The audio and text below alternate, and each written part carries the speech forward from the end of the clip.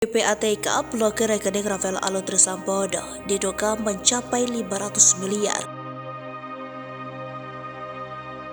Akun rekening milik mantan pejabat Direktorat Jenderal Pajak Kementerian Keuangan Rafael Alun Trisambodo kini telah dibekukan. Akun rekening tersebut terdiri dari rekening milik pribadi dan perusahaan atau badan hukum. Total rekening yang diblokir oleh Pusat Pelapor dan Analisis sejumlah 40 lebih rekening.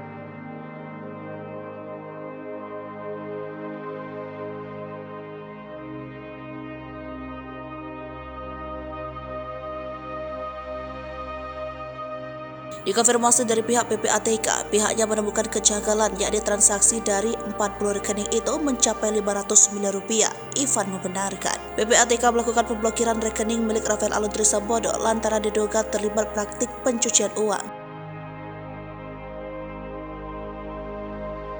Lebih lanjut, PPATK mendapat informasi dari masyarakat mengenai konsultan pajak terkait harta jumbo Rafael melarikan diri ke luar negeri. Diduga ada 2 orang mantan pegawai Ditjen Pajak yang bekerja pada konsultan tersebut. KPK pun sudah mengantongi 2 nama tersebut.